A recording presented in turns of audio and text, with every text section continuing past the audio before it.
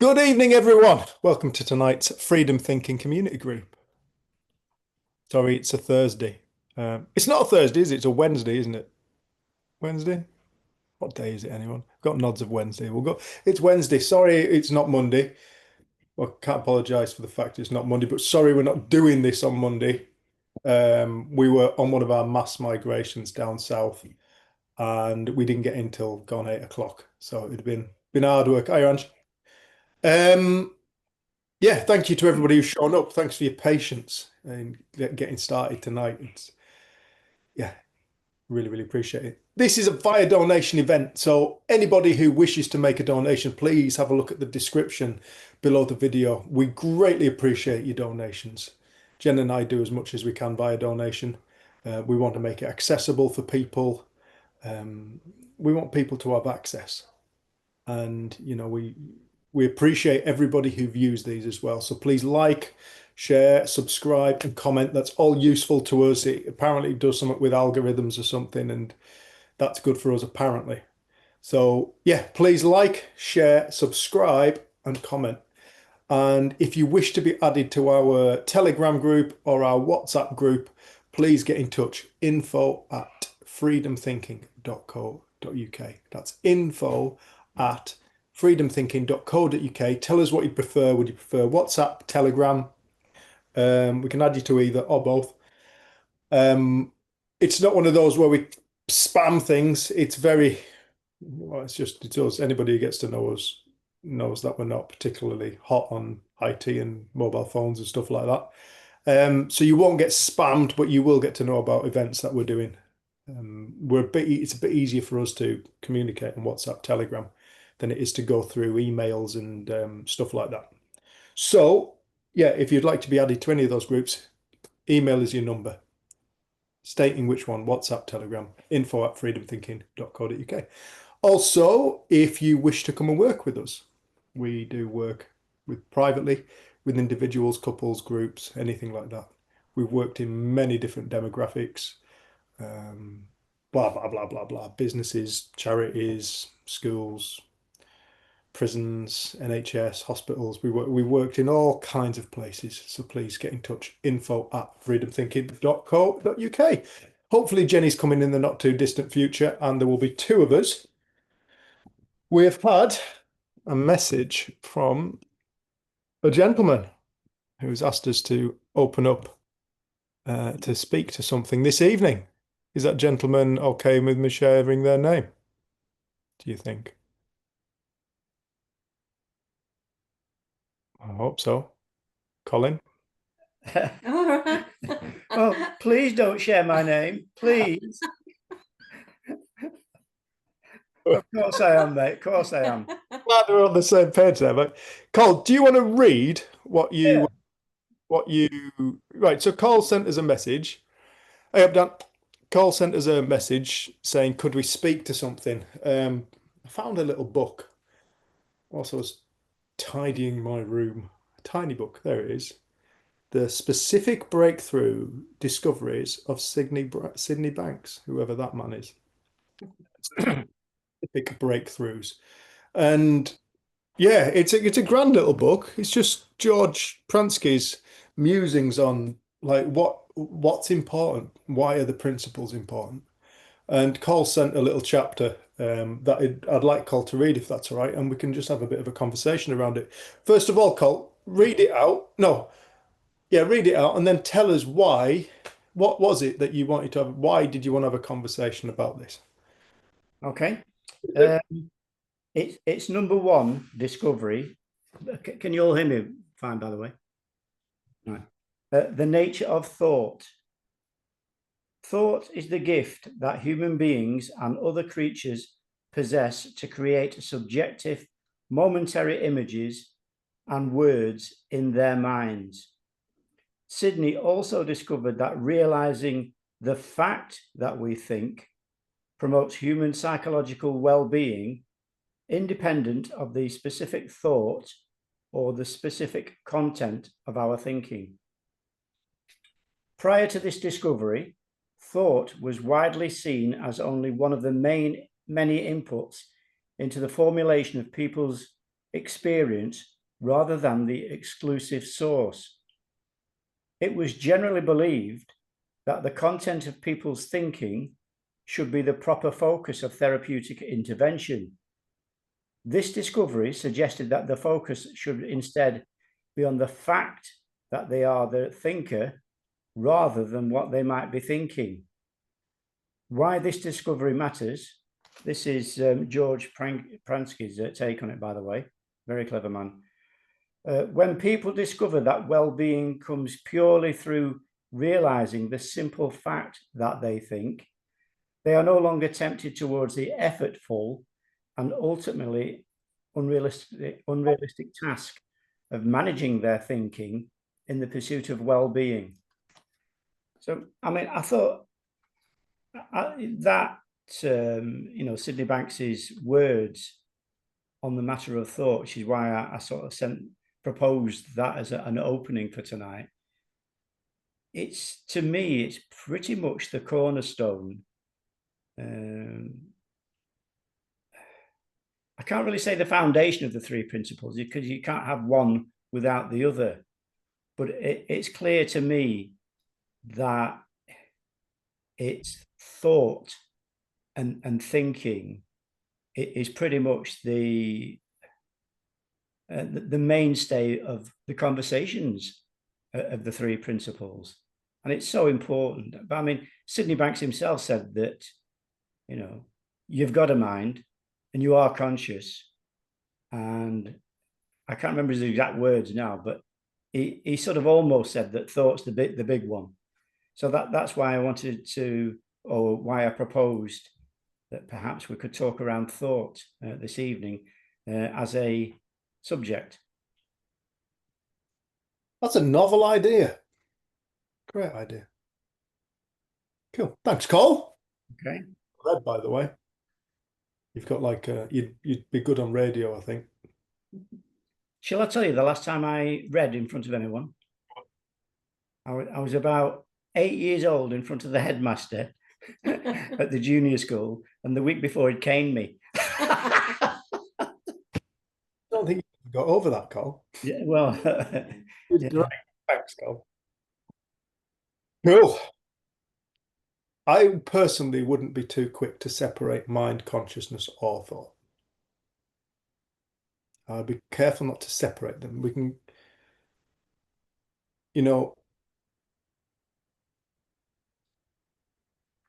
there really is only one force at play.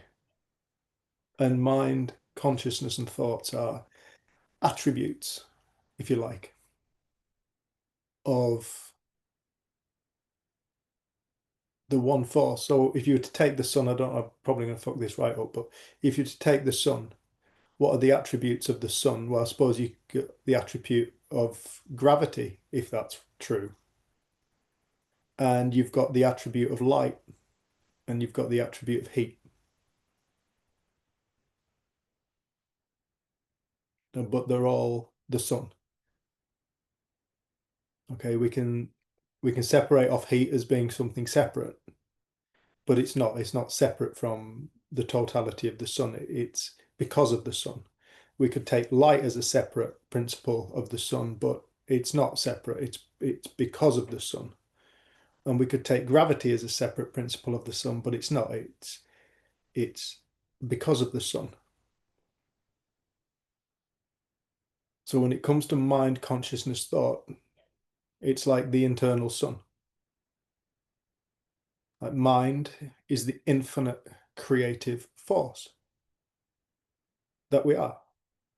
Consciousness is the awareness, the experiential awareness of existence. And thought, what we call the power of thought, in my mind, the power doesn't lie in what we think.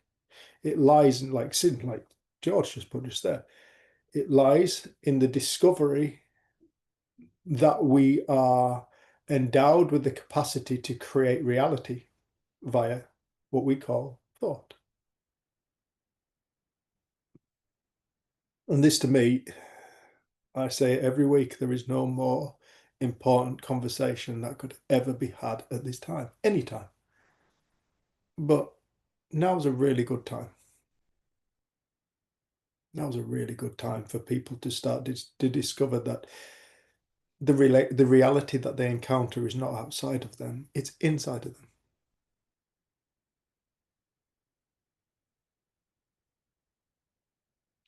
What we tend to think of as thought is, and when we go to thought, it's very easy for us to go to thinking. Okay, and if you go start thinking, oh, thought equals thinking, you'd be right, but only insofar as being like an ocean, waves. The waves, as you know, the waves on the ocean, they're variable, they change, you get all these different frequencies of wave on an ocean. However, each wave you could consider to be a thought in this idea. But when we're talking about the power of thought, we're talking about the ocean, the space from which the thoughts emerge, the space from which the waves take form and collapse. It was interesting, a few weeks ago, we had Louise on, and Louise is Greenlandic. And she said that I've just realized something. She said in Greenlandic, when we talk about thought, thinking, she said, it literally translates into I am creating form. I am creating form. I love that. She said the people before me obviously knew this. They knew the depth and the power of mind. They knew that from inside themselves comes the form of reality. That inside of them comes the form of experience. Inside of them comes the form of feeling. Inside of them comes the form of ideas that they can then use the power of form creation to work out how to bring it into the physical dimension, which is what we live in, this physical dimension full of all these ideas. I mean, I don't know, I'm in my mate's room right now and he's got his guitars up there. He's learnt to play them like nobody else I know. But those guitars started off as a thought within mankind's mind, and so did that beautiful picture. And well, I did. My mum and dad's bloody night, one night. And that fan and the windows and the ceiling and the lights and the thought. I think thought is such an important thing to start to gain a respect for because we've had so many false gods pulling the strings of our lives. So many ideas that exist outside of us that we can blame for creating our experience of life.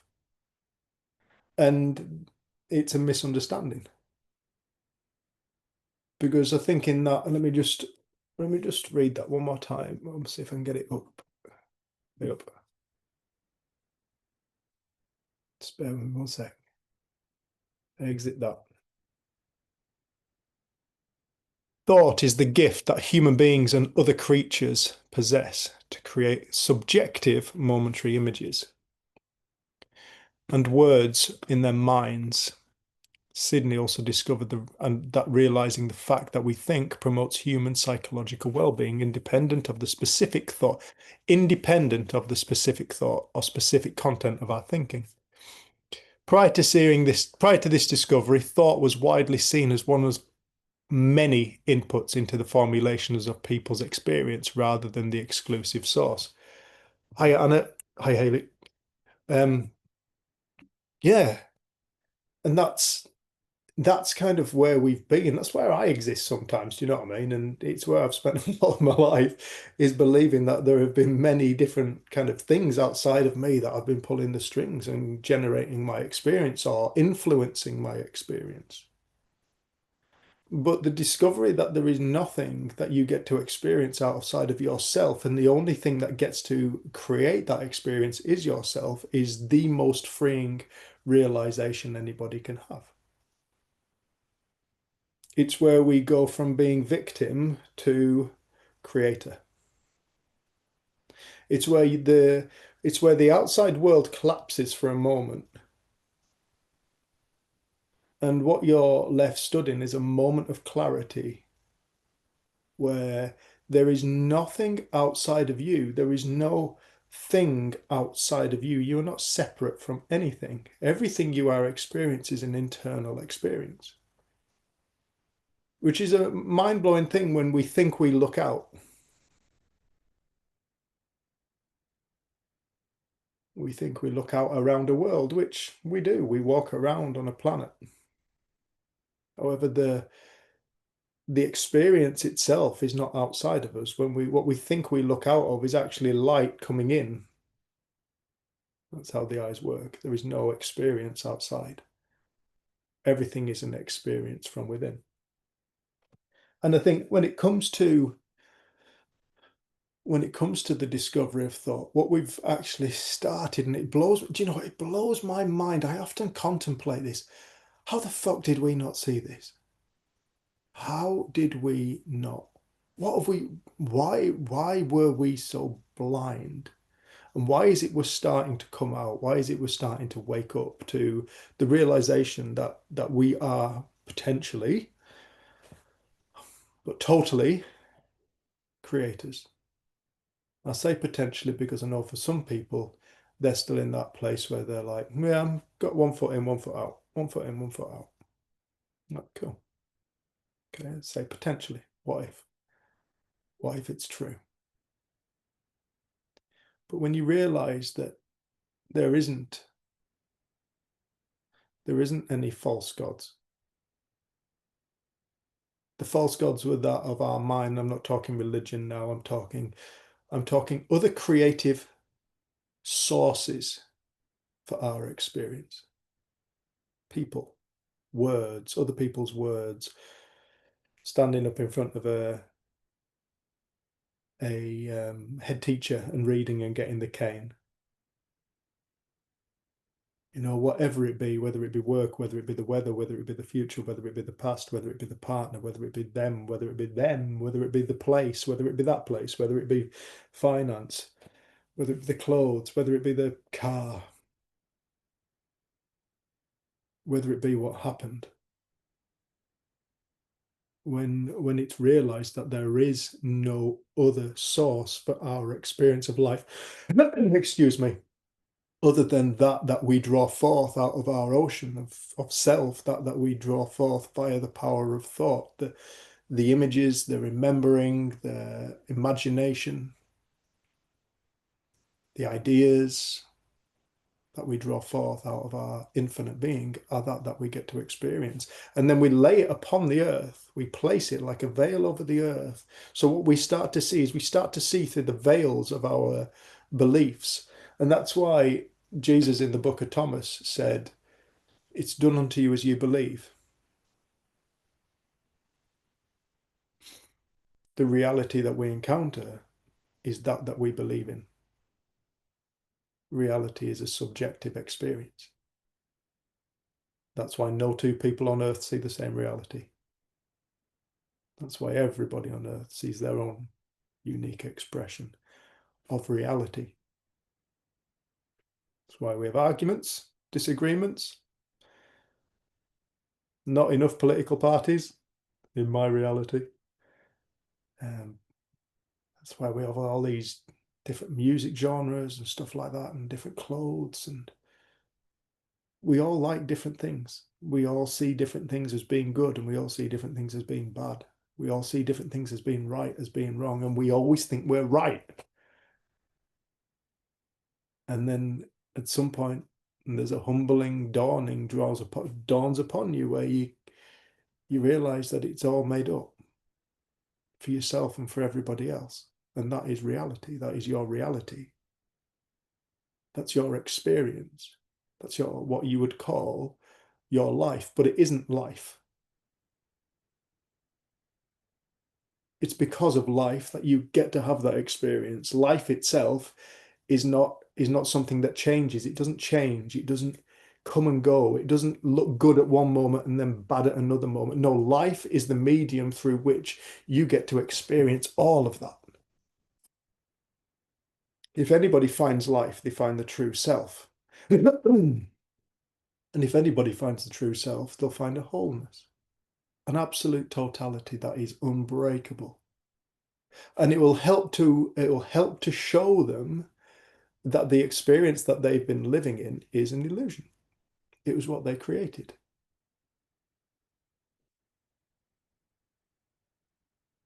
I don't know. It's a wonderful thing to be able to not see it and then to remember. It's a wonderful thing for man to start to contemplate that it's not a victim of anything. Not the future, not the past, not what happened. You're not a victim. You're a creator.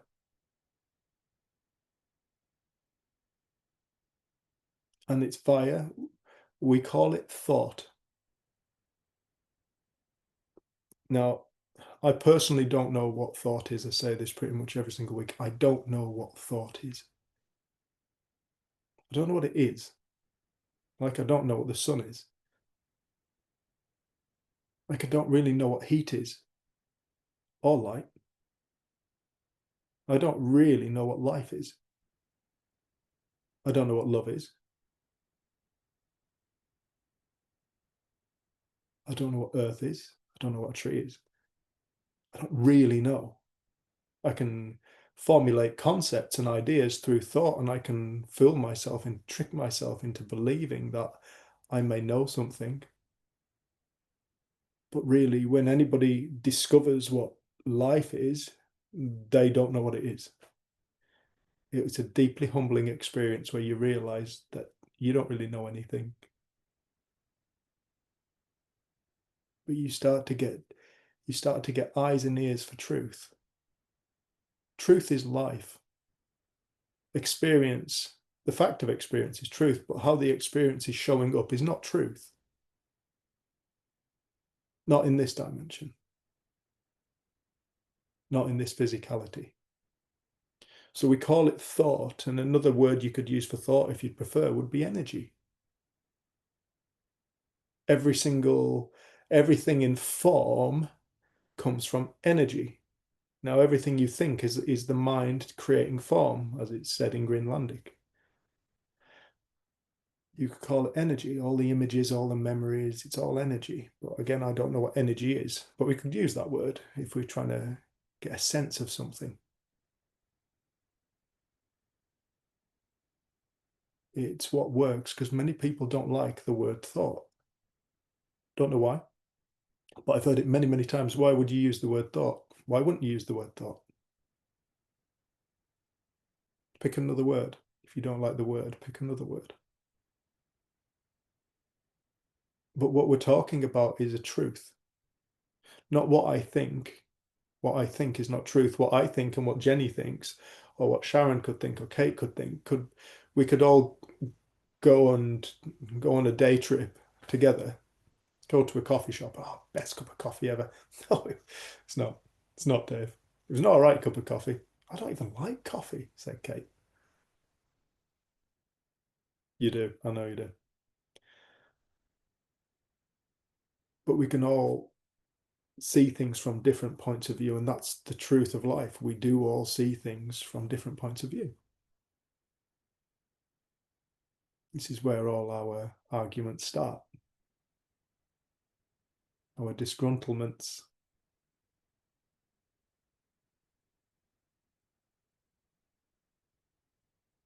It comes from us forgetting. And I say forgetting because there's one thing about energy, you can't destroy it. It can only change form. It doesn't get destroyed. You can't create more, you cannot destroy it. If physics is correct, which I think it is. So the energy that we are never changes. However, the form that it takes, both physically and psychologically, does, because energy changes form. That's what it does. Like an ocean changes character with each different wave pattern.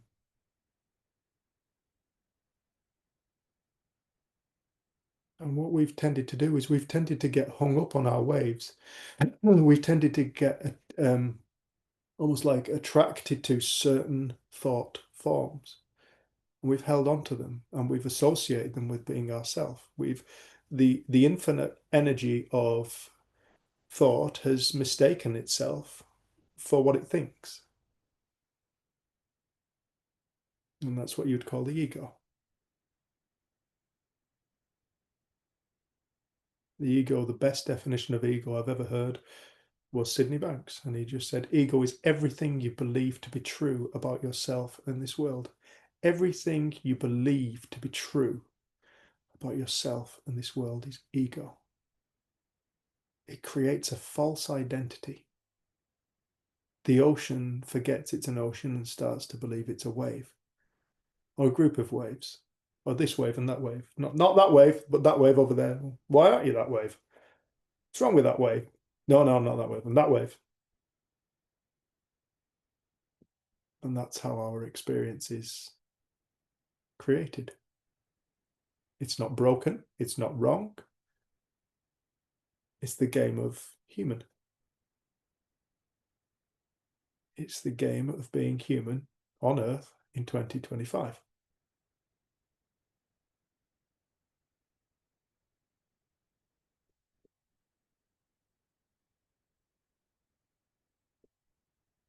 And I say forget because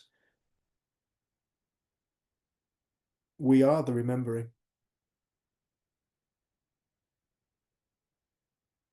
The remembering isn't outside of us. It's inside of us. It's already there.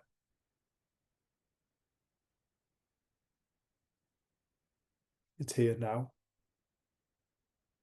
When you find it, it's not something that takes place in the future. It's something that happens in the now. The only time we ever experience. The only thing we ever experience.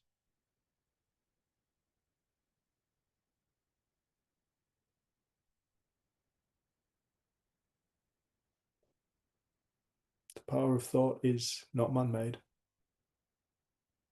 It's not one of our great ideas. Our great ideas come from this pre-existing infinite force.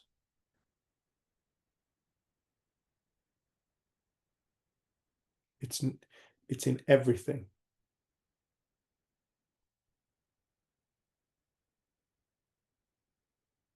It's even in the bricks, according to quantum physics.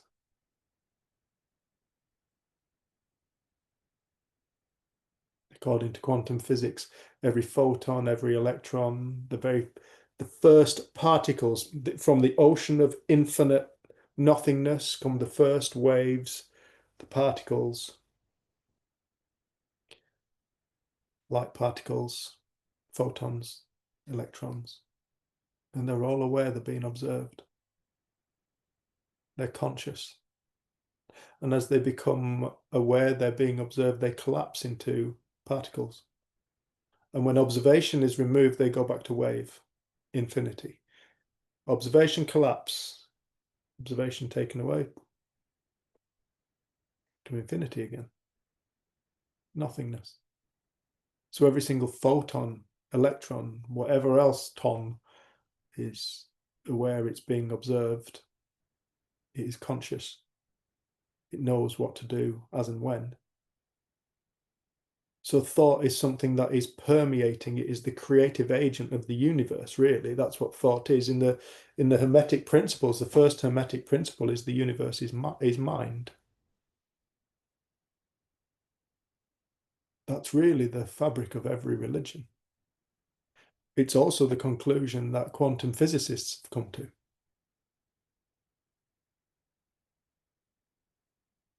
Everything is mind, the mind of what you may call God, source, whatever you want to call it. It's up to you. It doesn't matter. You have to call it anything.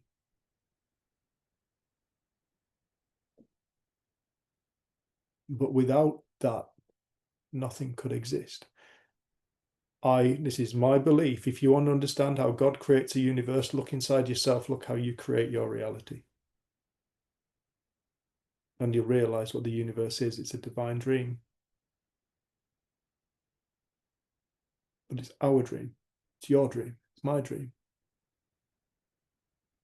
You get to come into the world with your infinite being and you get to create reality. But first of all, you have to wake up and realize that. And you will go through the non-remembering until you do.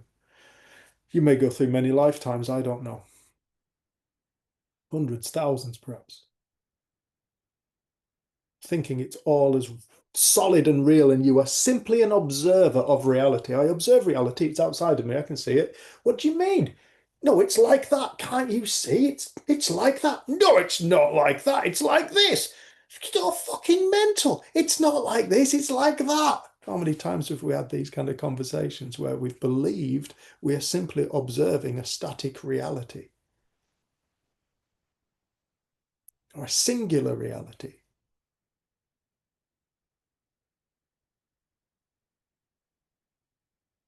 And then all of a sudden, at some point in our life, we do a 180 for whatever reason. Quite often it's when people hit rock bottom. Sometimes it's when people are just minding their own business. Sometimes people are on ayahuasca, magic mushrooms. Sometimes people are in meditation. Sometimes people are driving. Sometimes people are at work, gone for a walk, or they just observe something in nature that makes them question. And there will be this 180 where it turns them around. They get to see inside their own mind for a moment. They get to see with clarity that they are creating this experience of life. I create my experience of life. I can look at anything from an infinite amount of angles. Every time I shift my point of view on a specific subject, it will appear different to me. Mathematics, I often use this analogy, but I wasn't very good at mathematics at school. I hated mathematics. A few years ago, 5 years ago, I thought to myself, well, maths is just puzzles. I quite like puzzles. Suddenly maths looks different to me now. Maths hasn't changed. I changed. And probably on a deeper, more poignant to myself, no. I had a deep realization about my father, who I always used to argue with and fight with, who I always saw as being the greatest pain in my arse going, the most miserable human being I know, always getting at me. And one day I saw him from a different angle. My father changed like that. And mine and my dad's relationship changed like that in a moment. And all of a sudden we fell in love with each other. I fell in love with my dad. I saw him differently. All of a sudden everything changes, reality changes. The outside and the inside are one.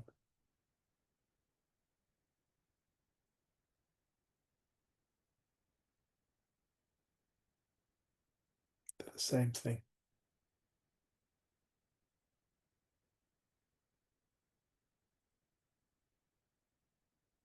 This is the most important conversation we could have on earth. There is no more important conversation that could be had. Right, love? Well done. Do you want to take 5? No, you're good.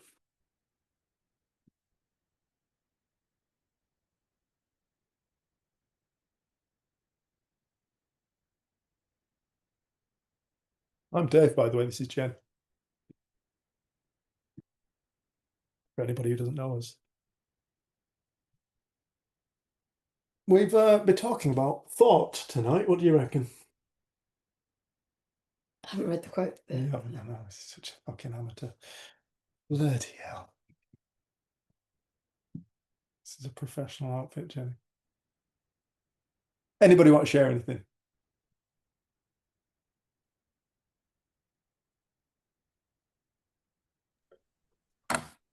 Dave, did you within that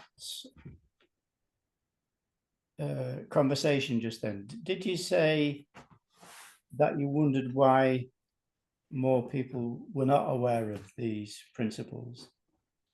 Not so much the principles as such. The principles is just a conversation, an attempt to guide people towards what's real. Because when an individual discovers what's real, it highlights what isn't. It, Yeah. it takes the truth. The truth highlights the illusion. Now, the illusion is this experience of life. It's how we perceive things. And so it's not so much the principles as such. The principles is just a conversation of an attempt to guide people to the realization of the inner dimension. That is the only dimension they're ever experiencing. So not the principles as such, Cole, no, but the realization that we create our own experience of life entirely, every single moment of it, every single aspect of it. There is no thing that we ever get to experience that we didn't generate the experience of. That, because once you see it, it becomes the most obvious thing. It explains everything. Now, one of the things people tend to do when I talk about that point is they tend to go outside. Oh, right. So you're saying if there was a car crash, that that doesn't create my experience of life. No, consciousness creates your experience of life. Also, you're saying if somebody walks up and punches you in the face, Dave, they haven't created that experience. No, consciousness creates my experience of life. Okay, it's very quick for us, and we're still in the habit of it of going outside and inside, as though there are they're two separate things. But the outside world, which we do get to interact in, has no power to dictate how we think and feel, how we experience, has no power. The only thing that has the power to dictate how we experience anything is mind, our own mind, the power of thought, our own consciousness. The only thing. So that's the bit that blows me away, that it's how, I mean, and look at, and I'm talking from my own experience, on my own behalf. How did I not see that? Why was it took Sue and Sydney Banks? Sue was the lady who saved my life through this conversation.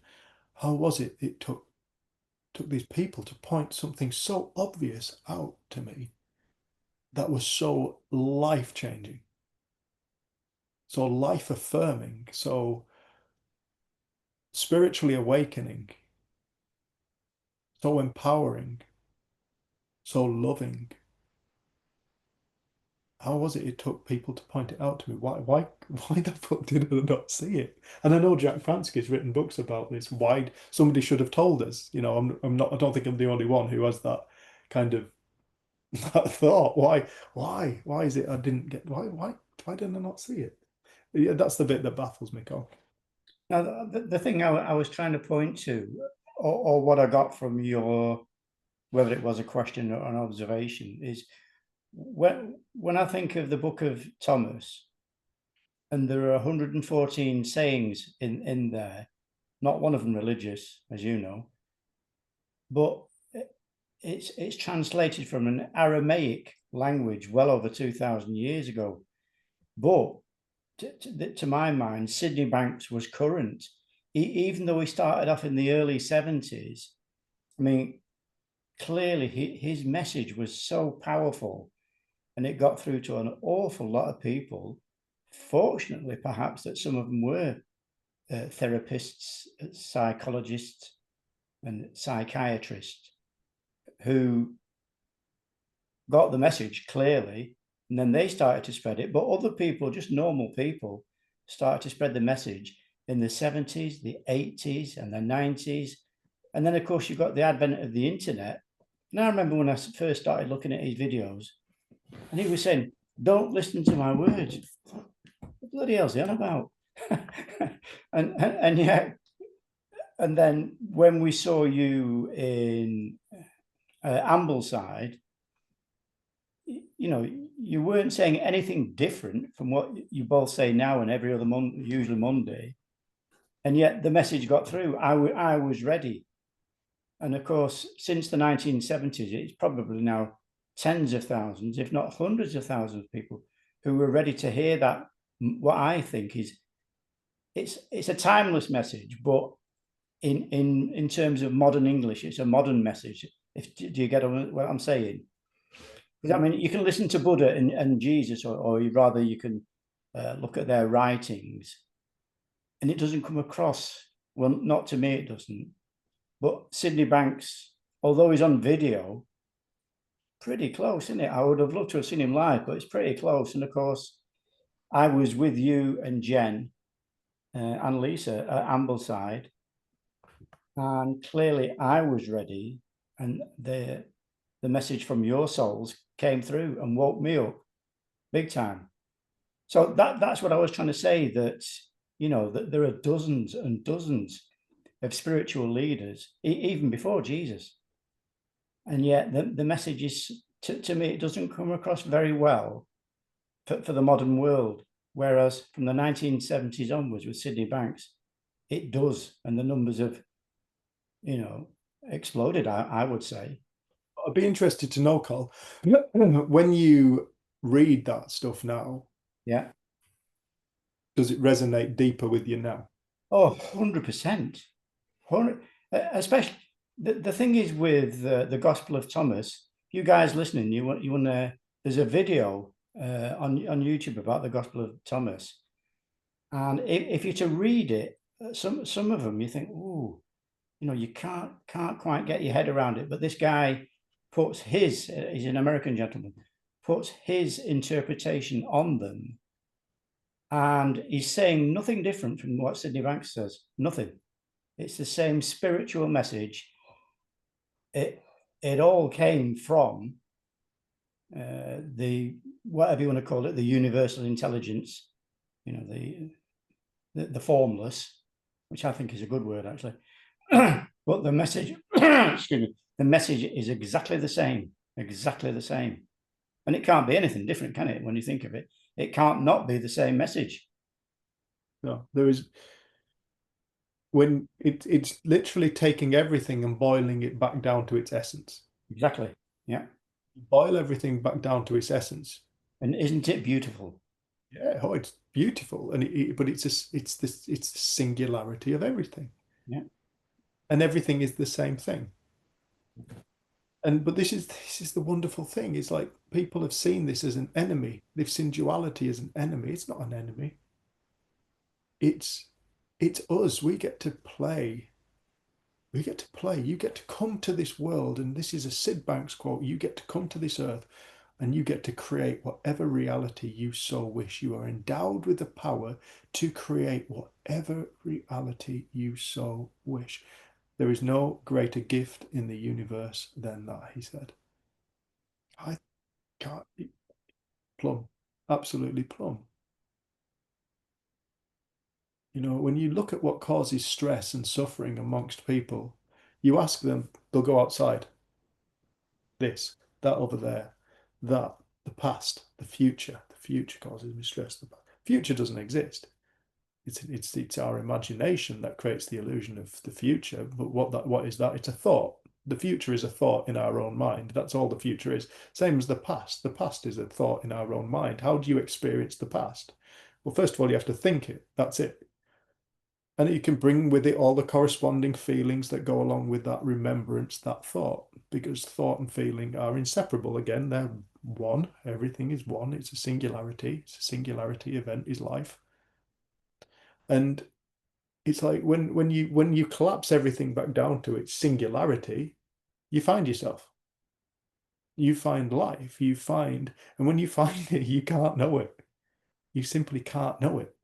But you can have a deep respect and a deep reverence for it. And you can also know that at the heart of every other thing and person you meet is that is whole, that is sacred, that is beyond any conceptual idea that mankind could ever dream up in a billion years, because it's not a thought.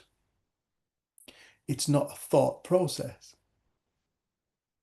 You can't collapse infinity down into a singular potential in the mind.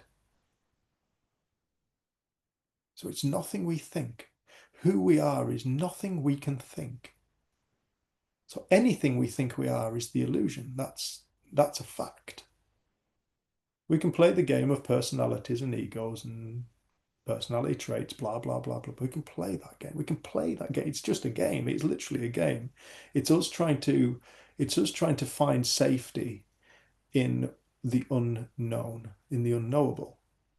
But once you find the unknowable, you realize there's never anything to be afraid of in the first place. And then sooner or later, it'll dawn on you that fear is ultimately us getting more lost in the delusion than us being aligned with true reality. True reality is singularity. Singularity, the way we experience singularity, the way it feels is what we give the word love to. Love. It feels like the most excruciatingly beautiful love. It feels like a love that will blow you apart with its magnificence.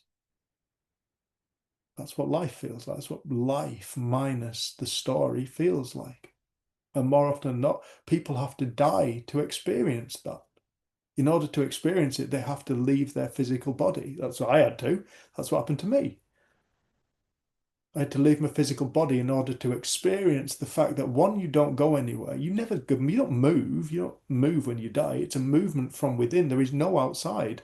It's just a movement from within our spiritual being. This body that I live within, my body, mine, my body, my body, mine. Ownership, mine, not me. My thoughts, not me. My watch, not me. Mine, my feelings, my ego, my story. My character, mine, not me. There, it's hidden in plain sight in our language. We speak it every day. This body is built from my energy. It's built from my soul. My soul built this body. My soul lives this body. My soul keeps every single cell working in this body. The energy of life itself is the thing that lives. It's the intelligence behind healing. It's the intelligence behind illness. Everything that we are experiencing is coming from within ourselves. You're right. I don't realize I was talking a lot, actually. Anything you want to share?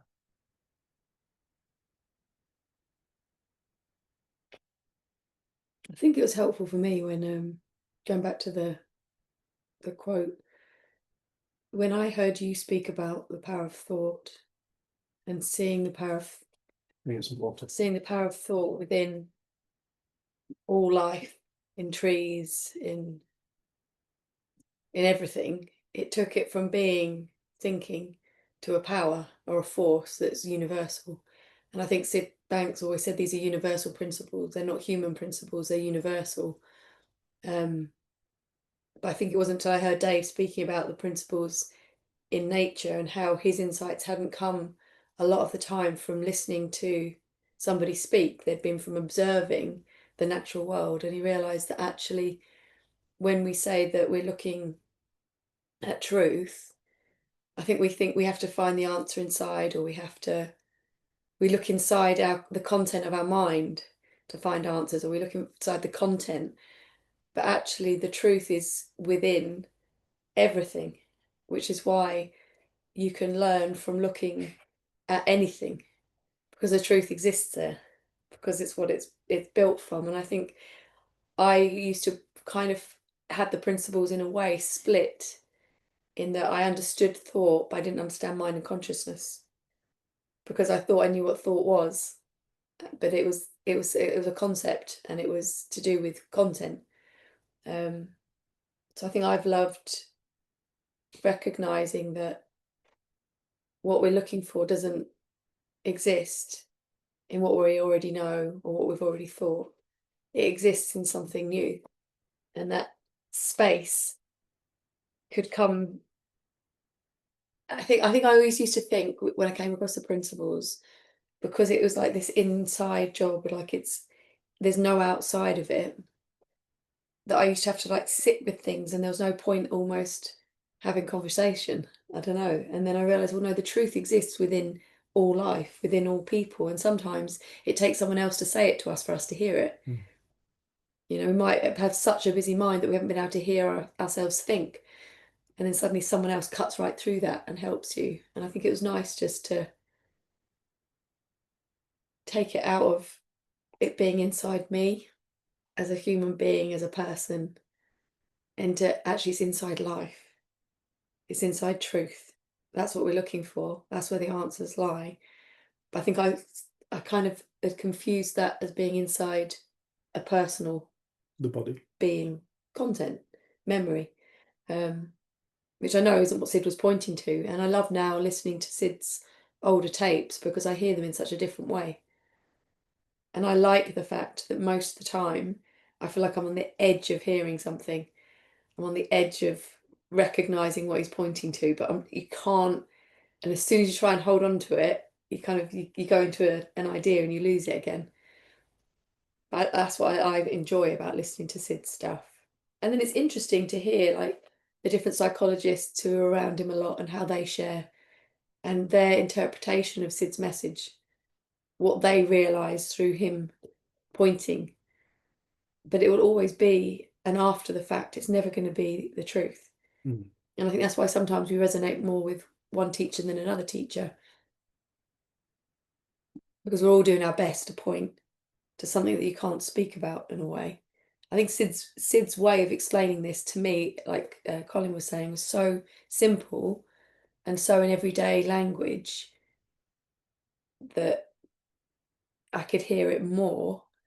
But now I can listen to all those other things and really, I'm like, wow, I used to go and take photographs of people getting married. So I've heard so many church services, and went to a C of E primary school, so been in church so much, but I never heard what I now hear when I listen to that same stuff. But I don't think I had ears for hearing it then. No. But once you get a feel for it, I think you see it everywhere. You're like, God, it was in that movie that we watched. It was in that book. Like, it's everywhere. It's in that poem. It's in that song. But when you were saying you don't know how, you sort of didn't know, and you don't know how you forget, I think that's what you were speaking about. Like earlier on, when you'd been at work all day and you've come back and then suddenly Lucia's kicking off, in that moment, it looks like her kicking off is creating you feeling stressed, and it's hurting your ears, and you're totally lost in the experience of it. But there's no judgment or I'm not doing the principles right. Like, there's all these ideas that people seem to get, and it's like, well, we get lost in the experience of being here and being alive. And I love that we get lost in experience. That's what it's all about. I love waking up to it, like when you suddenly go, whoa, where have I been? But I also love the fact we get to be here and have an experience. I think we were speaking about that on the last group. It would be very strange if we saw the mechanics of it all the time. How boring would that be? Well, it'd be mechanical. Yeah. It wouldn't be the full experience and the range. Yeah, the fact you get to come in, you get to get lost, and you get to play in this dimension. It's a gift. It truly is. You know, nobody gets damaged. You don't get hurt. You cannot destroy energy. When you go and view a dead body, you would say to your friend or your partner or your relative, person who loves them there, whoever, you'd say, they're not there, are they? And they'll go, no. But the body's there. So who's the they? Who's the they bit who isn't there? You know, it's the energy, it's the animating force that they are. But you cannot kill that energy. That energy does not get destroyed. You cannot. Why would it be that according to physics, you cannot destroy energy? But when it comes to human beings, that's the one anomaly. That's not the way it works. There are no anomalies. Everything's the same thing in a different disguise. I know when I had my experience, there's complete and utter experience. I can remember the experience. So the memory isn't in my brain, because my brain was in my body, but I wasn't in my body. So memory, thought is energy. It's something that when we start to incorporate the spirit of life back into the equation with science, then we'll start to get a holistic science. We'll start to get a greater understanding of how life works, how everything is. But because we've separated science and spirit, science went one way, spirit went to religion, and science and spirit don't speak to each other. Well, being very generalistic now, obviously. But science is science and religion is religion, and science doesn't want to know about God and religion doesn't want to know about science. But when you bring spirit and science back together and you unify, there it is again, unify, singularize it, singularize. Is that even a word? Singularize. I'm gonna, how am I going to spell it? Singularize. I'm going to dictionarize that. When you singularize it, it becomes simple, and you start to have a better foundation from which to build.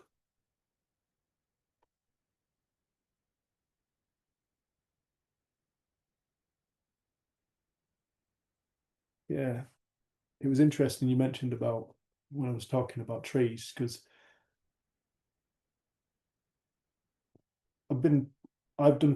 I started doing tree surgery when I was 21. I'm 45 now. And when I woke up, it changed my whole relationship to my work. I couldn't just start cutting down trees willy-nilly. I couldn't just go on big felling jobs. I wouldn't just take down that beautiful oak tree so the person could see the view.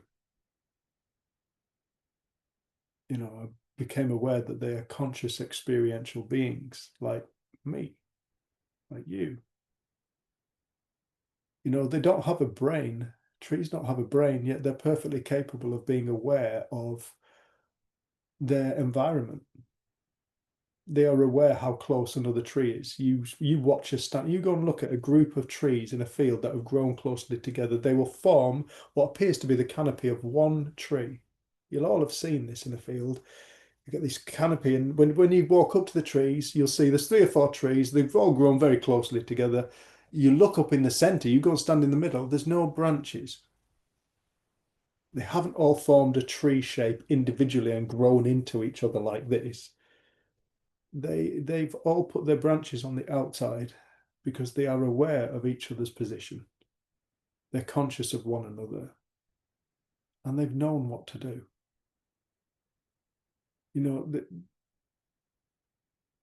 There's intelligence there. You can't have intelligence without thought. You cannot have thought without intelligence. The two are one.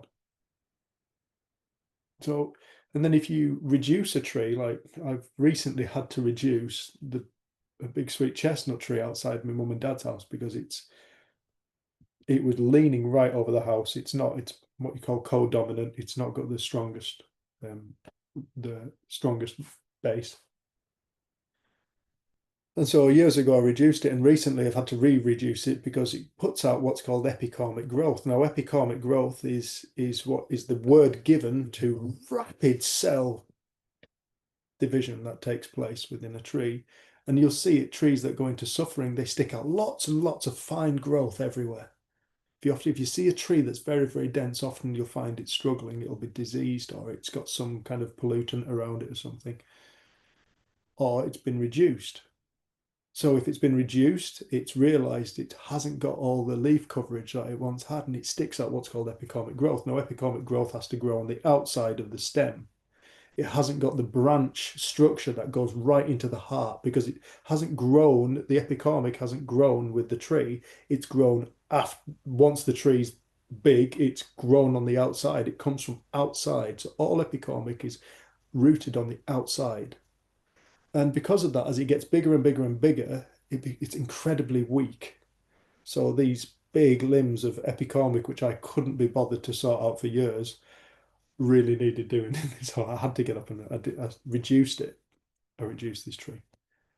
And the amount of growth that tree's put out now is phenomenal, isn't it? In a few weeks, it's just stuck out so many leaves, so many new branches. Now, the tree never did that until I cut it. So the tree is aware that it's been cut. And now I can take 40 years worth of growth, or it would take 40 years worth to grow off an oak tree or a sycamore or something like that. I could take 40 years worth of growth off in one day. Within 7 years, it'll be back. It'll be back to its size and shape. There's a deep intelligence. Thought courses through everything. It's the force that creates. It's the force of intelligence. It's what knows, allows life to. It's what knows. It's what knows. It's what recognizes. But I remember reading in a forestry magazine, and I've said this a number of occasions, but it was beautiful. It was this thing about caterpillars and eating certain poplars and maples and stuff like that, and how each tree knew what to do with each caterpillar. So each caterpillar, say they put a silk moth caterpillar on a poplar, the poplar would realize it's been munched, and it would flood that area of the tree with tannins, acids that the tree produces. The tree produces acids that are like a chemical deterrent for pests. So flood the tree with tannins, and the silk moth caterpillar doesn't like these tannins, so it drop off. So the scientists put different caterpillars on, and some of these caterpillars were tolerant to these tannins that the silk moths didn't like, and the tree then flooded it with different tannins. And then these caterpillars didn't like, and the conclusion they came to is the tree knows the caterpillar. It knows, and they reckoned that it came to know which caterpillar it was through measuring the saliva. The tree somehow measures the saliva of the caterpillar. I don't know that bit. But what I do think is interesting is that what they also did then was they measured all the other trees around, and all the other trees had flushed their canopies with these two tannins. So the trees had communicated between each other, and they had subsequently warded off these caterpillars. And at the end of this wonderful little section in my forestry magazine I used to get, it said, "We know trees think, but we don't know how because they don't have brains." And I thought to myself, there it is. There it is. The exclusion of the spiritual from science leads to these mysteries. But if you include the spiritual back in, the mystery dissolves. No, there is a force that lives things. It's the energy, it's the anima. Anima, the word animation comes from the word anima, which is Greek for soul. Anima, animate. There is a force that animates life, livingness, people, trees, insects, fish, fungus, bacteria, whatever you like, the sun, the earth, everything. There is something that animates it. There is something that is thinking. Form, the form comes from the infinite. There is an infinite within everyone and everything. But because science has missed that part, the spiritual is thought. Thought is spiritual. It is a pre-existing, non-human created force. It is that through which life gets to play the game.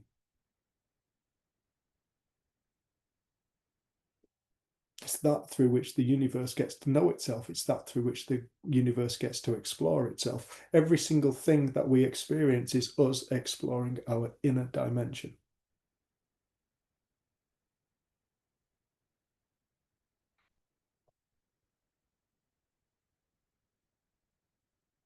I was really interested to see if anyone's got anything they wanted to ask, or if that's brought things up for people.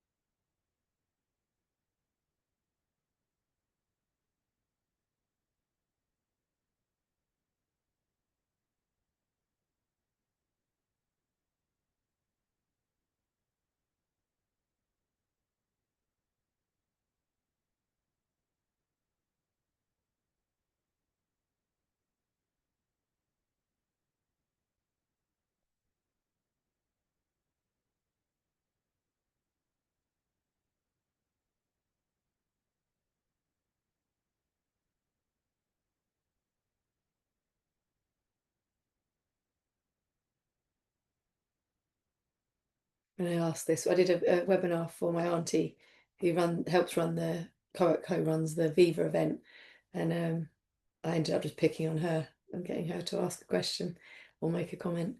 But yeah, I won't do that tonight. It was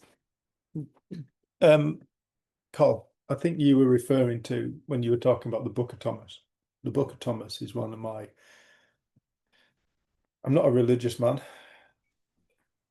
The Book of Thomas to me has some of the most beautiful wisdom in it. And some of it, it makes no sense to the intellect. But life doesn't make sense. When you really look at it, life is irrational. Humanity is irrational. Atoms are irrational. Light is irrational. We're all irrational. Everything's irrational. You can't when you really boil it down, you can't rationalize it. You can't truly know it. But there's the man I think you're referring to is a man who in the video you're talking about is a man named Theodore Nottingham. Is that right, Carl? I've heard of Theodore Nottingham, but I'm not quite sure if he's the gentleman that sort of gave his interpretation of the 114 sayings. But they're all, I mean, I find it sort of,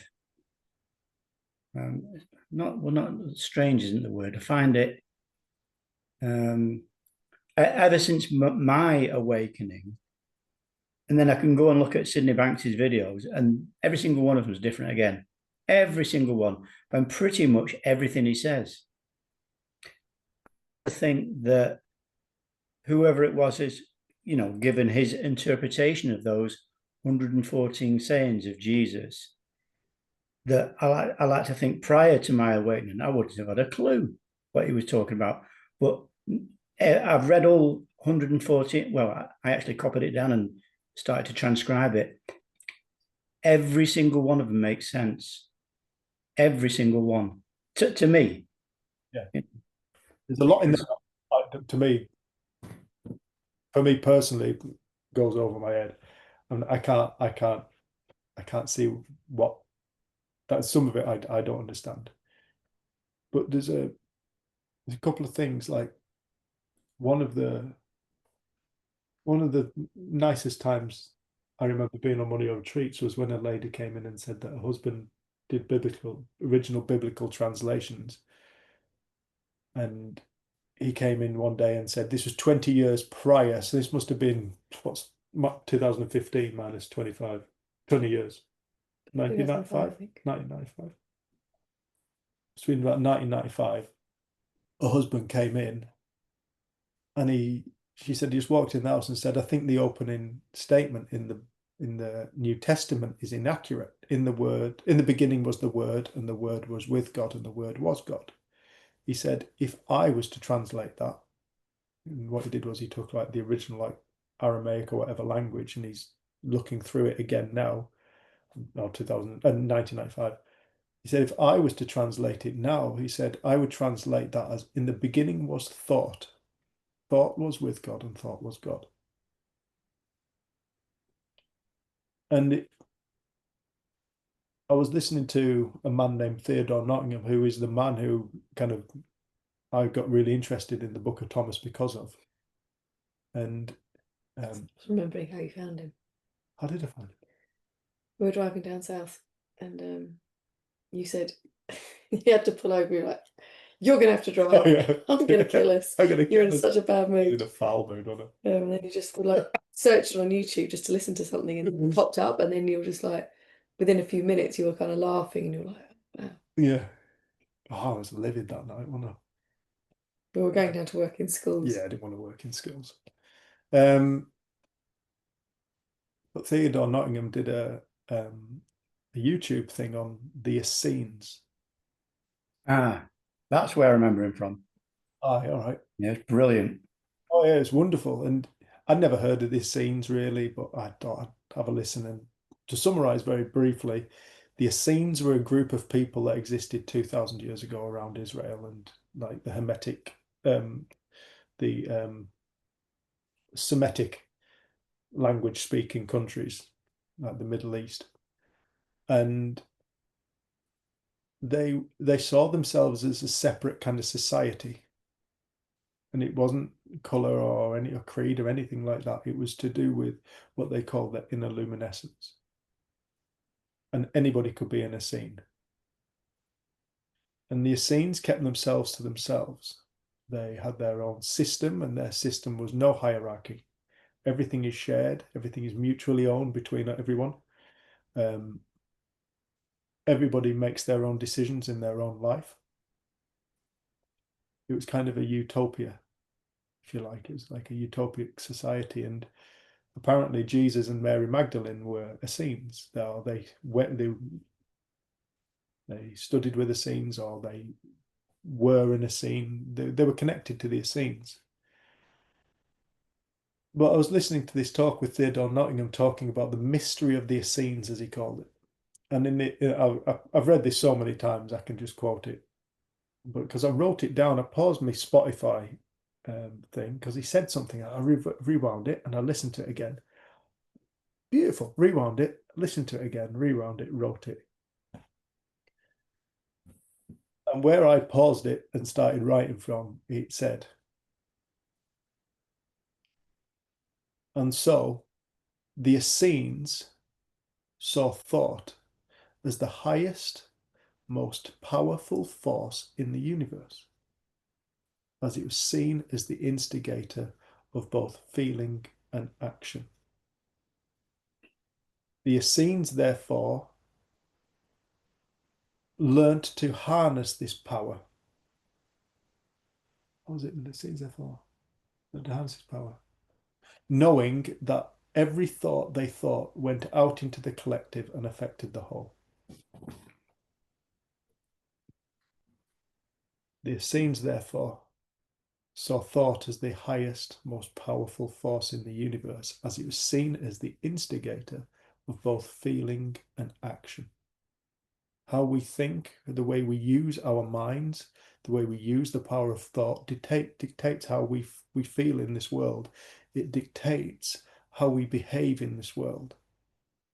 Dictates our behavior, dictates our feelings, dictates our realities. The highest, most powerful force in the universe. The power of thought. Not something we need to find, it's something we already are.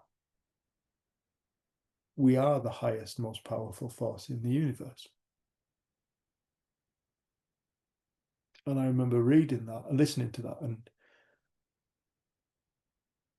just being blown away by it. That man hasn't got anything to do with three principles.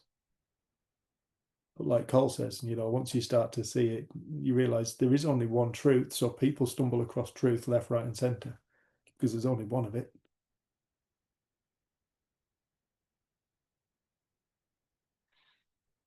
They learn to harness that force in a positive way, knowing that each thought went out into the collective and affected the whole. We're one ocean.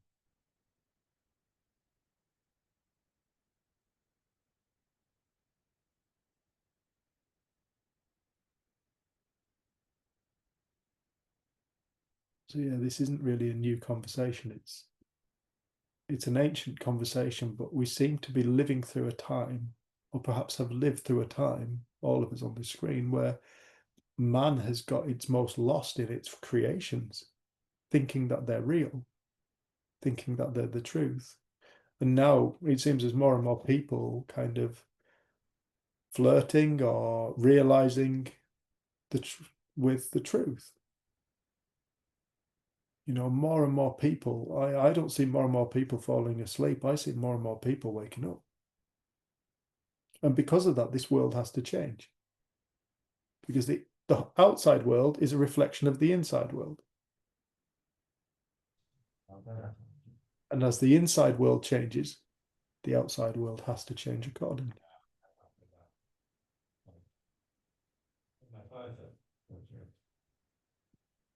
I'm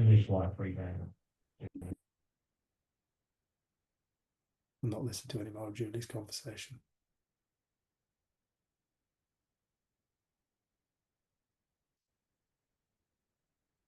The thought.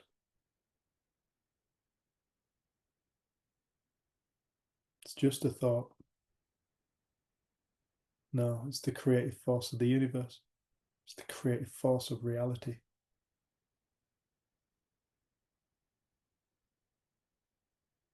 I think what's so nice about Sid's message is that it was so expansive and so deep, also incredibly practical.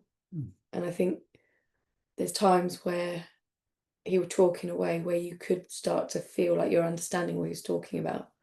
He put back together thought and feeling as the creator of your reality.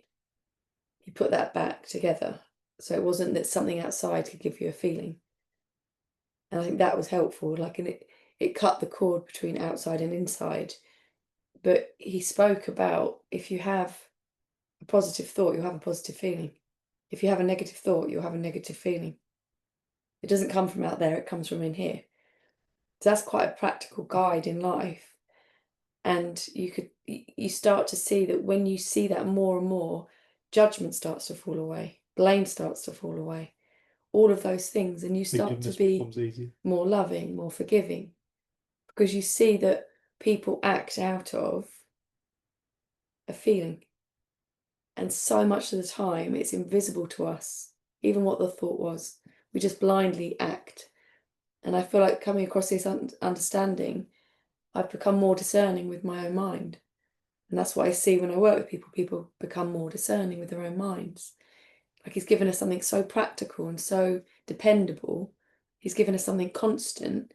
So I love how expansive it is. And I love how we're scratching the surface, because the depth of it is just, it blows my mind.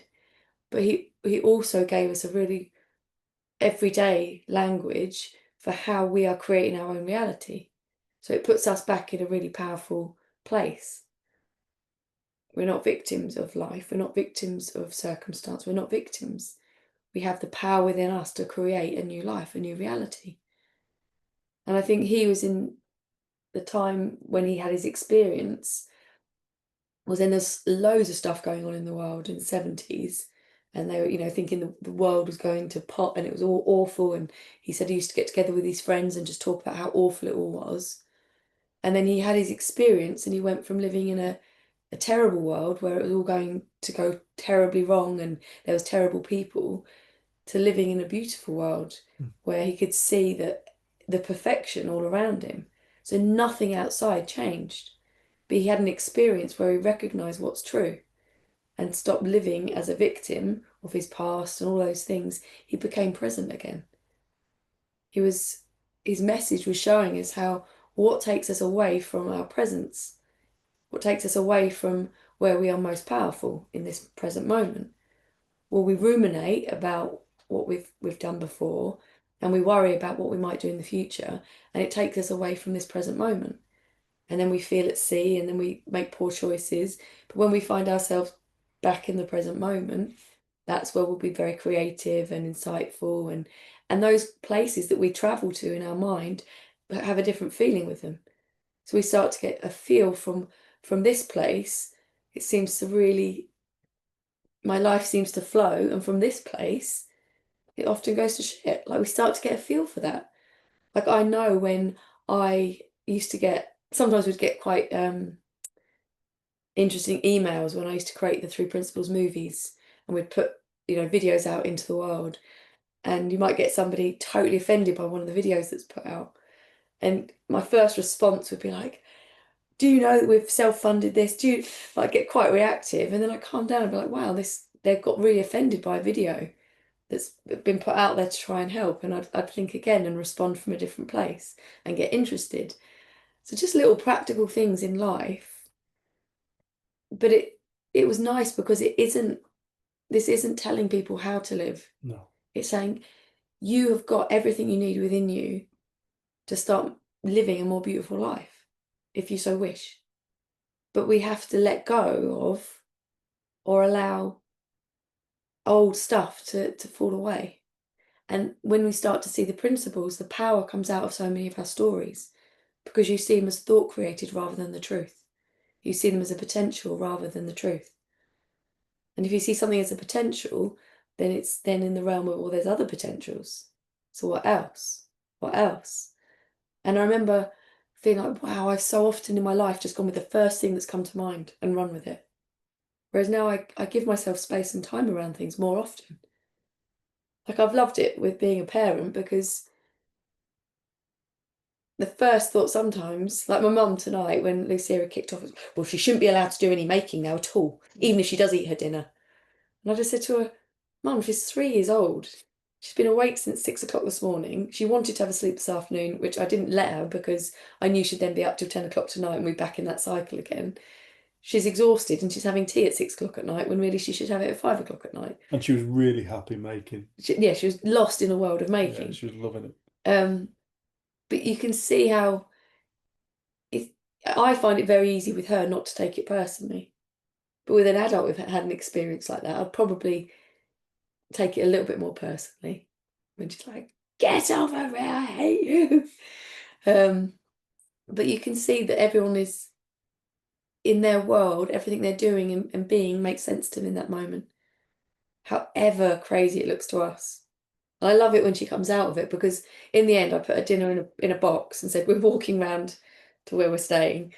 And then by the time we'd got down probably about 500 meters, is it, from my mum's to the pub? Not even that. Probably no. 200.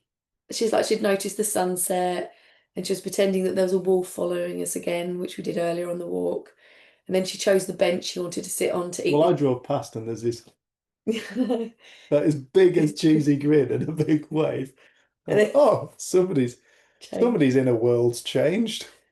And then she chose a bench. We sat and had her food outside, the food that she was no way eating and didn't want and wasn't hungry. And it's just, you can see how fluid she is. And I felt that's what the principles has allowed me. Since coming across this, I've become way more fluid, less rigid, less stuck, less and more forgiving when I am rigid or stuck. Like it doesn't matter as much. I give myself a break, I give you a break, I give other people a break. And I think that's this is practical. And I think sometimes, I know people often hear your experience of how you, like of waking up and having your out of body experience, and they think that that is what they need to have for life to start to look different, and they're not satisfied until they've had that experience. But actually, so many people, it's through having a more practical feel for this that their mind gets quieter and quieter, and then suddenly, bang, they have a more kind of awakened experience or a deeper connection to life. Yeah, and what's the word where you kind of forget it, Karen? What word? I'm not sure I'm asking you. The word. Don't know what that word is. Carry on. No. I think I'm debating that. I've been awake since 5. and I didn't go to bed till about 2 in the end because of coughing. So I can't remember what I was even talking Sorry. about. Anybody want to share anything? Any questions, comments, observations, reflections? Yeah, any of them?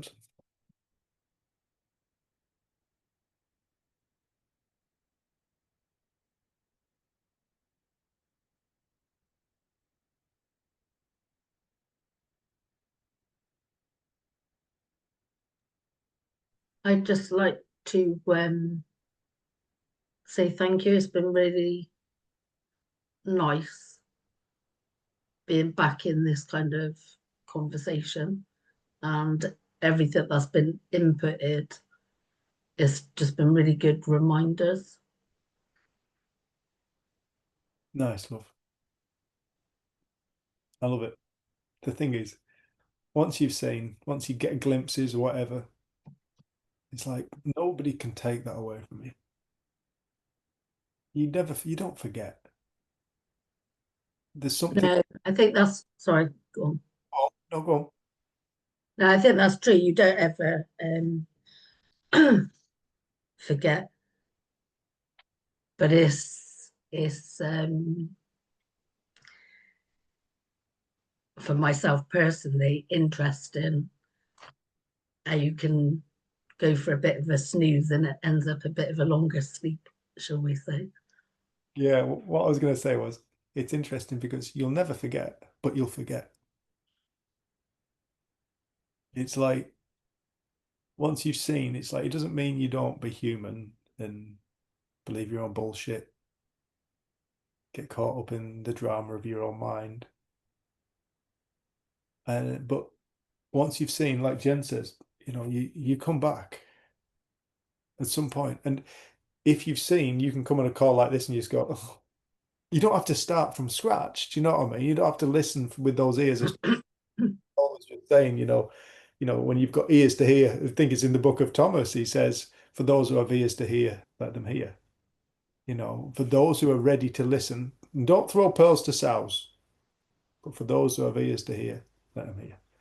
Like once you've got ears to hear, you just come on a little call like this and you go, oh yeah, there it is. You don't start from scratch because you never leave that plane of consciousness, that awareness that you've realized.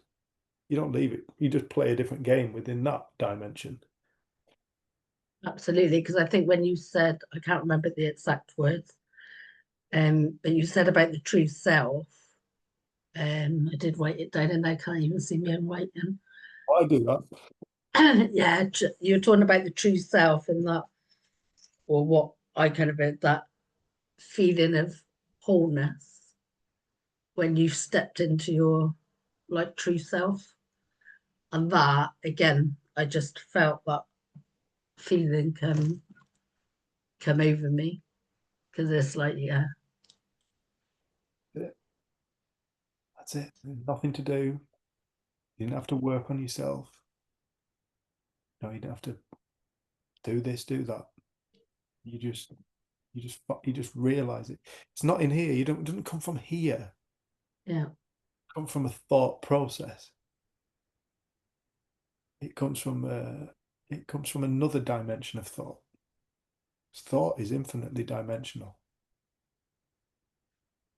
It comes from another dimension of thought. One that we can't. You ask people, well, you've obviously experienced, what did you do? And they'll look at you like with this bemused look as they kind of contemplate, what did I do? Nothing. Where did that experience come from? I suppose within me. Yeah. What else? Mm. What else lies within you that you've never tapped into or discovered yet? yeah, that really touches me when you say that. I almost feel like I want to cry because it's true to me. It's true. There isn't anything to do, and that's where I've been a bit snoozing, perhaps the last few months. Sometimes you just go along with the gang sometimes. And it's And fun. it's like, oh, there is something to do. No, there's not. I know there's not. How beautiful is it to go along with the game and then to wake up again? Like, Well, that's true, because I think I actually needed that experience to almost unravel another part of the story, shall we say? Because it was very over an overnight thing for me, when my life just totally changed. And this beautiful feeling just felt like I was like on a cloud. And somewhere along the line, I started feeling guilty for feeling so good after feeling so bad for so many years. I know. So it's, again, like I say, the experience of just sort of snoozing a little bit. I just felt like I've needed that to say no. It's okay. It's okay if I am feeling in a beautiful feeling a lot of the time. everybody has the right to feel in a beautiful feeling, like where they live, in spite of their circumstances. You know, and I think that's, I used to, one of my greatest suffering causing things in my life was wouldn't allow myself to feel happy because of all the people that suffered on earth. I thought, Yeah, I thought that me holding myself miserable as fuck, making like, I was married, I had a wife or a girlfriend at the time, and it was like, I thought that I was doing the world a service by not being happy, by joining them in suffering. No, I was just bringing more suffering into the dimension of this planet. From my infinite being, I was drawing forth suffering and bringing it into the world. That was my gift to the world, suffering. And then when I woke up, I was like, what have you been doing? You have yeah, enjoy your life. You have the gift to create. You have the gift to be an inspiration to others who are still in suffering. That there is light. There is light within you. You just need to find it. And when you find it, you can live a beautiful life and you can be happy. And you don't need to feel guilty for being happy. It's your yeah. called it your birthright. It's your birthright to come into this world. We're not here, you know. Anybody whose mind goes quiet. There's a girl called Crystal, one of my dear friends who hopefully listening to this. Love you. Um, she me and her were having a conversation once, and she joined the call and she wasn't happy. She was having a hard time. Then during that call, I was watching her face and I saw it relax. I saw her face relaxing, like creases leaving, and she started to smile. I said, just out of interest, right now, how do you feel? Right now, not seconds ago, not 10 minutes ago, not before you joined this call, but right now, how do you feel? And she just went, feel really nice. So tell me what you're thinking about. You're thinking about the past, you're thinking about the future, thinking about your problems. She said, no. It's just quiet. I'm just listening. I said, there you go. That's what life feels like. Life feels beautiful. Life itself feels beautiful. The only thing that takes us away from that feeling is when we start engaging in intellectual analysis, thinking, when we start bringing up the future and we start bringing up the past, things we don't like, worries. I mean, it's a beautiful thing to come to realize that you cannot. And Julie, God bless, I love on here. When Julie once came to see us and having a conversation, we just said to her, you cannot fear the future. It's impossible to fear the future. I've said that to a few people now. Well, what do you mean it's impossible to fear the future? Well, it's totally, you've never been afraid of the future. You've never worried about the future. It's impossible. That possibility does not exist because the future doesn't exist. It's impossible to fear something that doesn't exist. And the only reason I know this is because I observed myself worrying once. Worrying, and I'd worried for quite a long time. got lost in worry. And then one day I questioned it. What is it I'm actually afraid of here? Can't even think why I even questioned it.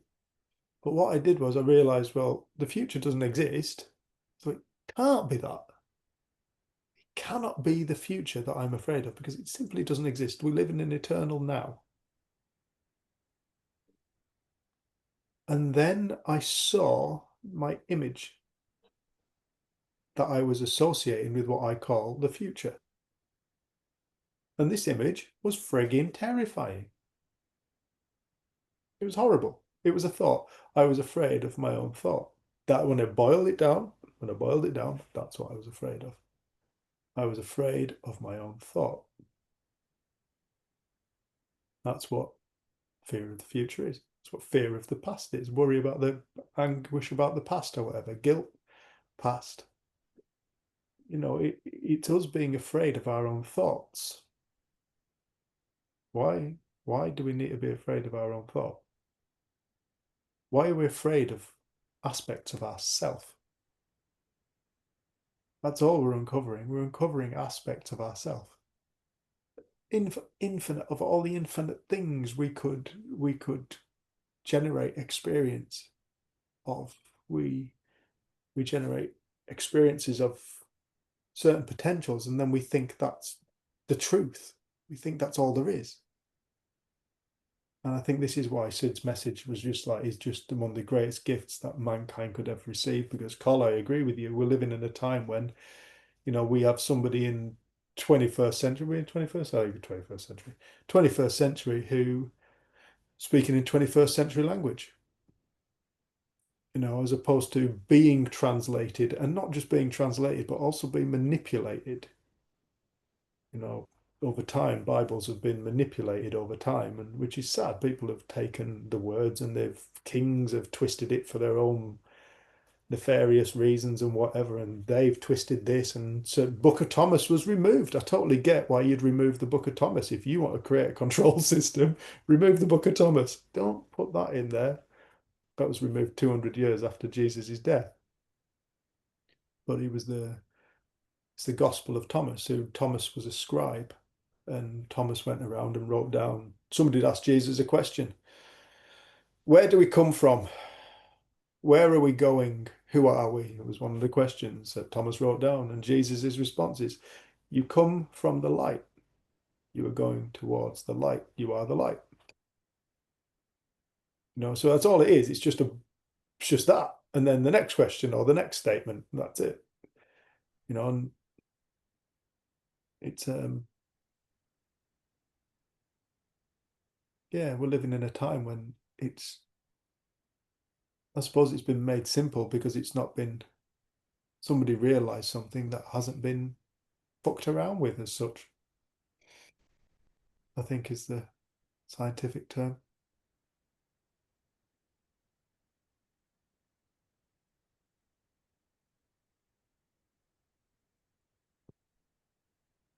Thank you, Sharon. Thank you for being here.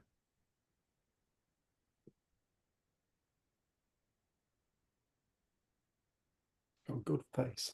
Nice face. Lovely, friendly face.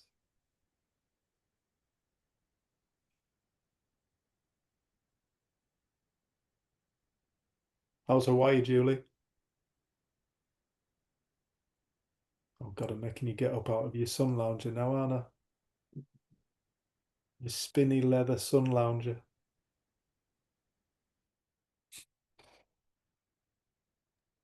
I might share something, Dave. Daniel Sam. Yeah, just in relation to a couple of things you've said. As yourself and Jen know about, I suppose, my change in work recently. I've had a funny experience this last week. We on the way I travel to work, we have this huge field near us. And I drove past it every day going to work. And I suppose maybe 2 years ago, before I started this job, I used to walk around this field and see this man every day doing yoga, and just sat on his own doing stretches and stuff like that. And then I didn't see him for such a long time, and I've just recently stopped work, and I've been going, on walks around. We call it the moor, on the moor near us, and I've started to see this man again, and it's almost like he's just reappeared when I've started going on there as such. And he goes and he rides his bike on, and he does these stretches in the middle of the moor with his top off, and he's almost like a free spirit. And I say to Bex, I've seen the man on the moor, and just the end of last week, Bex had seen on Facebook that there were a post about some guy being attacked on the moor, and having his bike pinched. And I said, I think that'll be him, because it just, coincidence about how often he goes on there. Anyway, a few days later, we go on to moor, and with our 2 kids, and he were on there in the middle of moor doing some stretches, and he didn't have a bike. And we were running around with kids, and he walked up to the top and said hello, and he had this big cut on his head, and we just got chatting with him. And I'd asked him about, asked him what happened, and he said he was just sat at moor, and these 2 lads had come up to him and threatened to take this bike off him, and he managed to not, he managed to keep hold of his bike, but one of the lads got a bat out and hit him around the head. And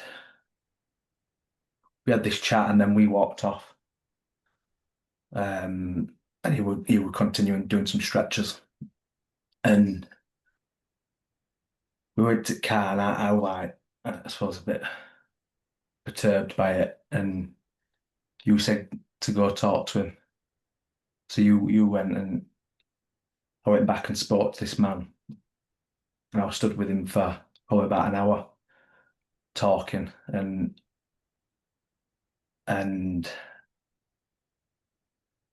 he said, asked him about how he's doing, and he said it's the first time he's been back at moor since, and he's looking round at, watching his back and things like that. But he said the thing that he's struggling with most is he wants to forgive these 2 people, and he doesn't know how to do it. And this is only 3-4 days after it's happened. Anyway, we had this chat about all sorts of things, and I gave him my number, and we had this chat, and at the end of it, he just shook my hand and said, "Thank you so much for your kindness."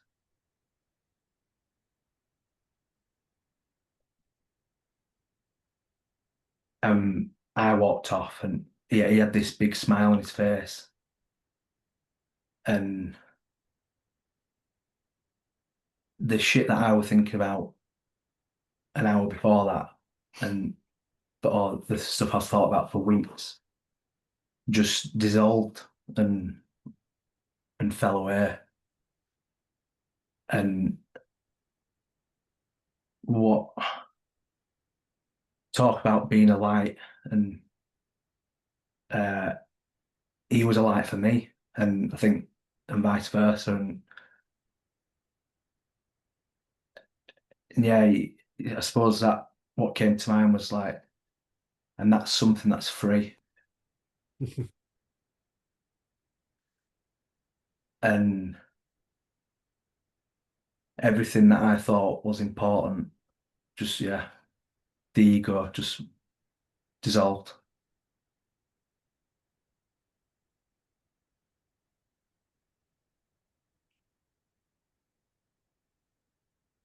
In the light of love and connection, it just collapses. Love that, Dan. Bless that man. Yeah. Bless them lads. Yeah. Fucking hell. Imagine being that thinks that that's your only real choice in life. When you're infinite being, you choose that's a good idea. Mm.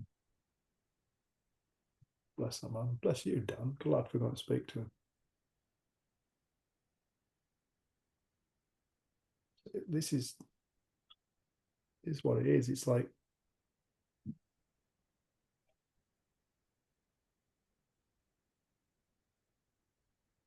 it's how we change the world. You change yourself and you become different in the world. That's how it changes. The outside world is a reflection of the inner world of man. And Dan, you help connect. I think you do that everywhere you go.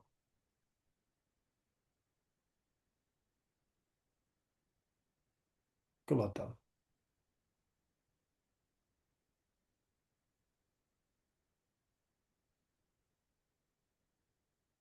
Good lad. But it is interesting, that last point you said.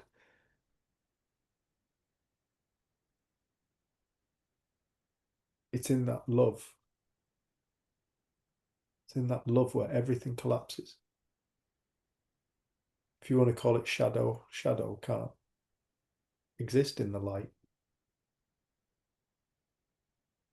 And so because of that, it collapses. And what are you left with? You're just left with this beautiful experience. Life minus all the story again. And potentially a deep friendship. And a conversation you'll cherish till the day you die. I'm sure that man will as well. Doesn't take much, does it? And something else what were interesting was I spoke to him about, I said something like, I've not seen you here in over a year. I said, did you stop coming on? He said, no, this is my safe place. I've been coming here 40 years every day. But I was going too fast to see it. Who was going too fast? You were going too fast. Yeah. He's been there. Dan didn't think he'd been there for like a year or something. But actually, it's just because Dan's not been paying attention. You just weren't present. Yeah. A guy in middle of me with his top off. I've just been too blind to see. Normally you'd spot them from miles away, Dan. Yeah, no. I'd noticed him.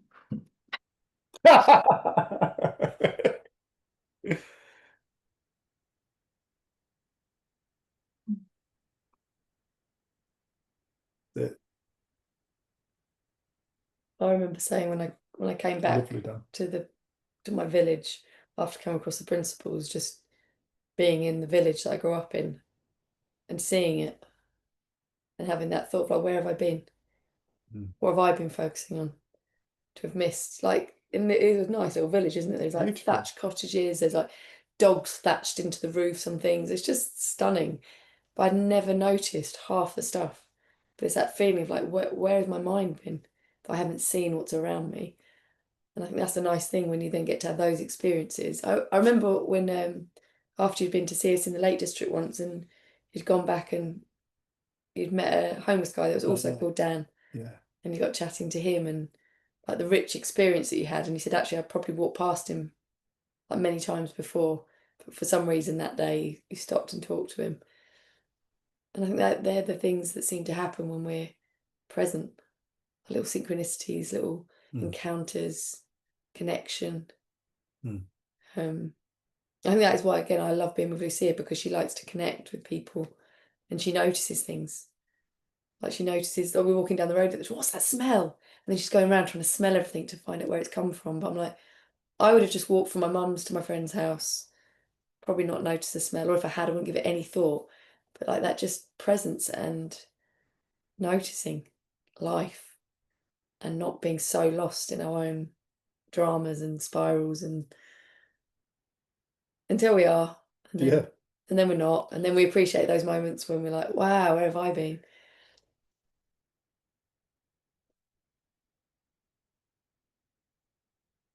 I think it's what we're all really Miss it. looking for, isn't it? Yeah. Like connection, and We're looking for our Sid said it, we're looking for ourselves. It's true. We're all looking for ourselves. But not stories, not the body, not the ideas, not who we think we should be, but the deep down eternal stillness. That is pure love, that loves everything unconditionally. God is love. You're just saying then it reminds me of Lise, my sister, when she woke up. She went home and she said, I sat in my front room for the very first time. I've lived there for 3 years, but I sat in my front room for the very first time, and I looked at it and was like, this is so dusty. She hadn't seen the dust. She saw the dust.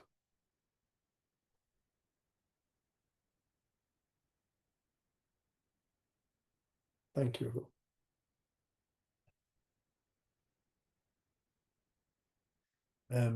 All being well. Monday night. definitely Monday night. Definitely Monday night. Well, I can't say for definite, but there's nothing planned for Monday night. Yeah, other than my work, which may interfere. Yeah, but I could still do it. You could do it, definitely. Cool. Yeah, Monday night. If you want, if you wish, come and join us. Thank you, everybody who's watching on catch up. Sending you all loads and loads of love. I'm Dave Ellery. This is Jen Ellery from Freedom Thinking. Please like, share, subscribe, blah blah blah. If you wish to make a donation, in the description below. There's tons of these out there, tons of these. So please just click on them.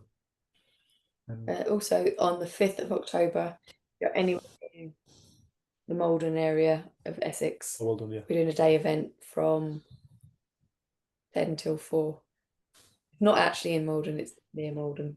I'm not Yeah, quite sure, but Essex. message us and we'll give you the details. I don't know. info@freedomthinking.co.uk. Cool. Thanks, Carl, for bringing that question or reflection or what the topic. Can I just ask, whilst you're both there? I know obviously we missed that Lake District event, if you want to call it an event, and then I think in a WhatsApp chat you said that you're not going to do them again. Did you mean at that specific location, or will in the future will you be in the future having 2 and 3 day little retreats like in Ambleside and Kendal? Yeah, well, we said that we weren't going to do one after that, didn't we? I think the residential we were thinking we weren't going to do again, but actually we've but definitely 3-day events. We will do. Oh, brilliant. Good, Brilliant. good. Because I mean, Their own accommodation and things like that. I mean, I know that we didn't get to that residential malarkey, but we've just so enjoyed the simplicity of going to an Airbnb at Kendal, you know, having a nice curry of an evening and all that. And I suppose now and then we have to listen to you too, but you know, it's but you get what I mean. Yeah. No, we'll do something. We're doing something. But like Jen said, our next event is the 6th of October. This coming Sunday. Yeah. We're planning a retreat in February in Norfolk, but we'd like to do more events where you find your own accommodation in the Lake District, probably around the beginning of the year as well. But yeah, we will get that posted out. Yeah, and then people can do whatever they want. It keeps it simple for us. It's cheaper. It's cheaper for us. It's cheaper for you lot. Yeah. If you've got a van, you can sleep in your van. You've got a tent, you can keep in your tent. You want an Airbnb, people can get whatever the hell they want. Can you guess where we'll be staying? Your brothers. It's a